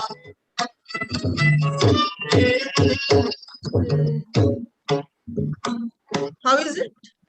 Can we not have the speaker and just play from the phone that you're playing? Okay.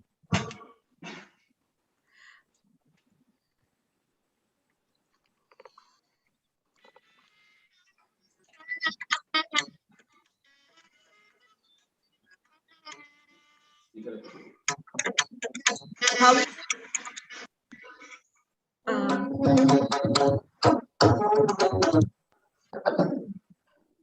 Yeah.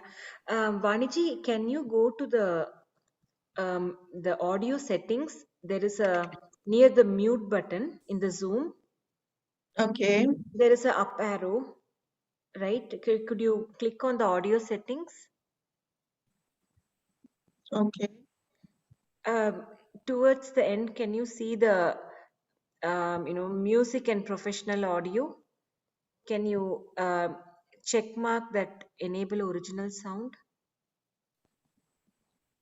If you have it, if you can see. Okay. Yeah. Now I'll play. Now in the main screen, can you turn on the original sound? There will be on the top of your screen, there should be the original sound off. Can you turn it on? Yeah, I did it. Okay, can you try playing?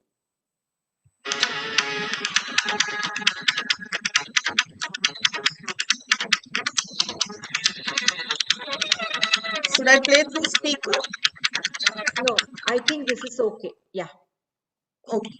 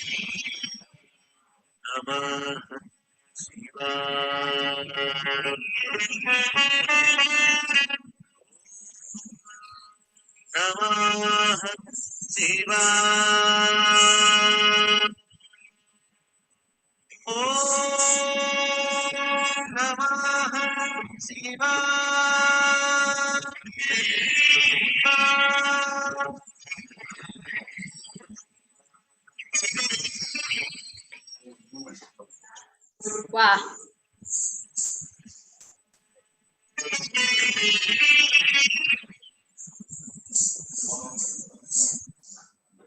You just brought Mahadeva as Vaidyanatha in that meditative space, holding that absolute space of pure energy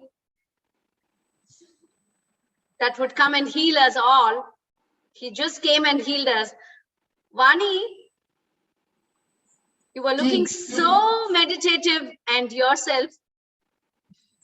Thank you, Akka. Thank you so much. Such a beautiful space that you held as Sadashiva. It was so beautiful and so graceful, Vaniji. So Meditative, I would call it, more than, you know, I mean, dance, everybody thinks, okay, and that too, Utkala Natyam is all about grace and power and posture. Dance itself is that, but through dance, a visual of Nrityam to calm somebody's mind and cause that meditative space that came about, you know, it was very, very, very healing that, you know, you gave us all today through this beautiful presentation of healing yourself, as I'm sure you healed yourself, even as Nandini, you know, healed herself when she was playing the violin. I think, Vani, you yourself healed yourself as well as healed us today. In fact, this session is all about healing. So I've been healing myself throughout the session till today. And I'm honored to be here, Akka. And I'm there always whenever you want. Thank you, Ma. Thank you. That's so wonderful to hear, Vani. You know, that's such a forthcoming, spontaneous energy, which is already in that beautiful space of being healed. That you just, when you say those words, you know, it can only come from someone who is at peace and at such a healing infused space as an artist. You know, it healed my conscience much more and took me closer to you further on. You know, you've always been very dear to me ever since the first time that we met some 22 years ago, you know, when you came to Bangalore. But it has taken me only closer to you with, you know, beautiful words that you just said. I'm always there for you whenever you Same want. here, Akka. Nice meeting you after long years. And it's so pleasure having been sitting for all through the session. And I'm sure we will heal ourselves with more sessions coming up. Thank you. Thank you, Ma. Thank you. Thank you, Vani. Everybody who are watching this.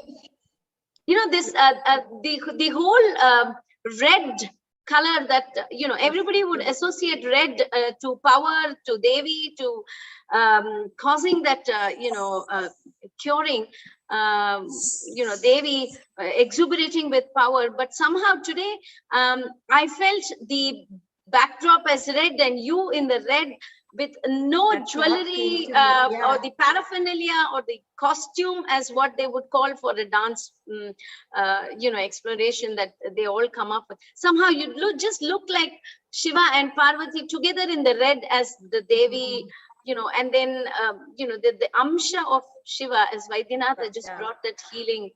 Actually, red I was can cause healing. Have these words from you. So when Shilpi ji was telling the meditative experience, you were telling the blue color was going away and then the red color was coming in, and she was showing the Neelakanta as well in her dance. And it was the color actually, the how she chose that red color, it kind of stood out.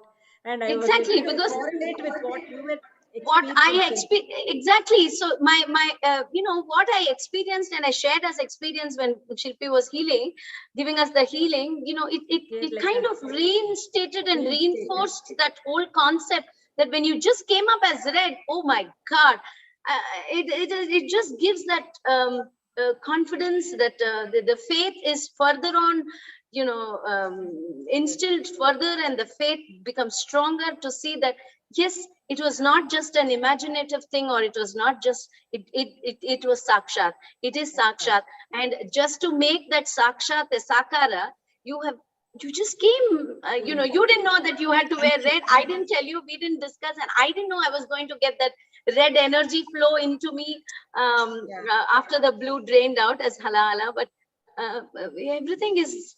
And also it was so so much incidental that we started with Vaidhyo Narayano Harih, who is the doer, to bring the effect of the healing process, and then it felt like the Narayana has brought in the healing through Shiva. Yes. So we invoked Shiva and we The concept came as the person. definitely So and we beautiful. ended up with the the Shiva. All along, colors healing, we also talk about colors and healing, but somehow everyone has in the mind very deep understanding that white means calming, serene, or there is a certain of calmness which comes with a light blue and things like that, or an off-white or a cream texture. But today it was a different experience where you can actually experience calming of the mind with a visual of red. After all, anatomically also, if we look at it, blood is red in color. And whatever that happens in the blood to calm down, or like an ocean, when the thoughts happen and the blood goes up and down, and it has all that surge and everything. When it calms down, the mind calms down. When the body has a very even flow of the blood, and the body temperature cools down when the blood is calm, and somehow that red brought us that very calming effect today. Thank you so much, Vani, and surely we want to have more of your upasana to go on with us in Anandotsav. Anytime. Thank you so much, Vani. Thank you. Thank you. Thank you so much. Thank you, lovely. Trisama samadah sama nirvanam bheshajam vishak. Trisama samadah sama nirvanam bheshajam vishak. Sanyasa krichama shanto nishtha shanti parayanam.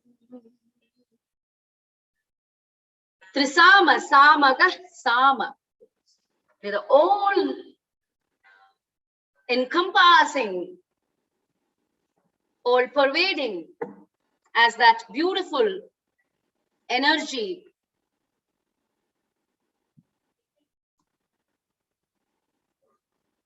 The 3 Veda hymns, the sound,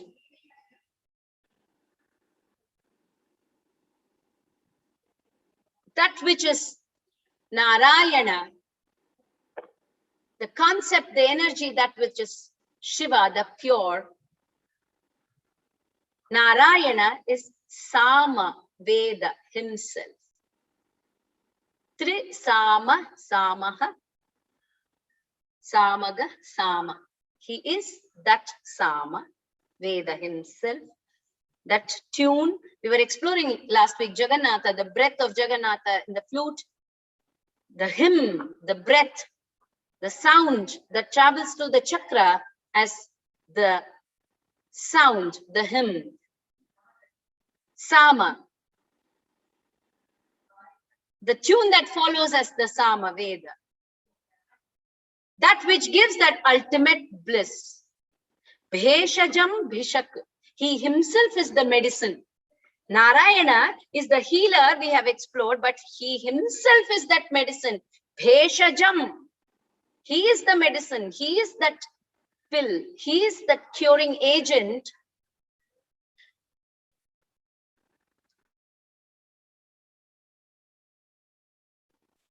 Bhishak, the healer.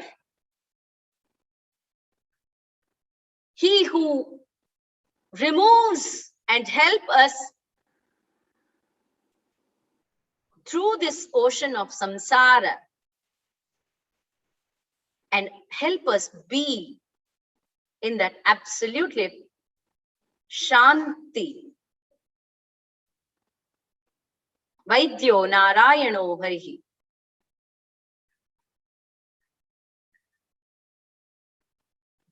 We will explore and experience and have more Ananda in our 63rd edition of Anandotsav yet again next Sunday, 15th August, even as we celebrate the Bharata Swatantra Divasa, we will also celebrate freedom of thoughts, freedom of energy, freedom of the soul, freedom of the mind, freedom of speech, freedom from getting us all free in the world, freeing us from the miseries that is caused by this pandemic. We will have a Swatantra, liberated, elevated,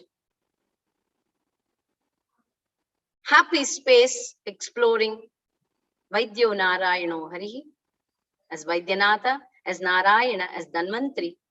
Next week, see you all. Thank you for being with us.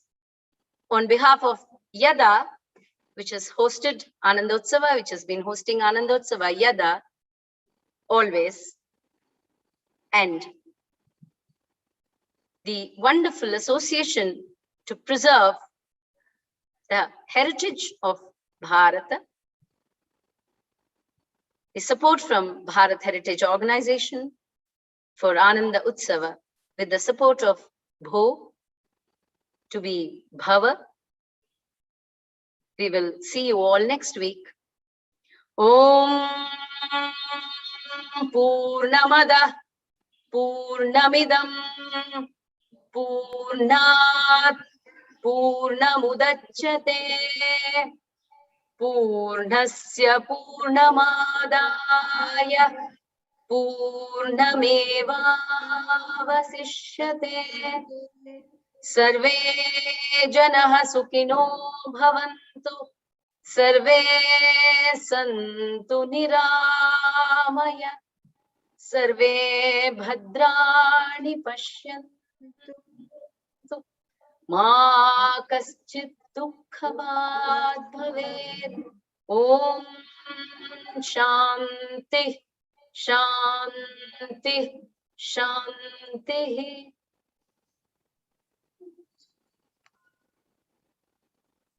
Thank you so much, Ranjani Akka, for a beautiful healing session today.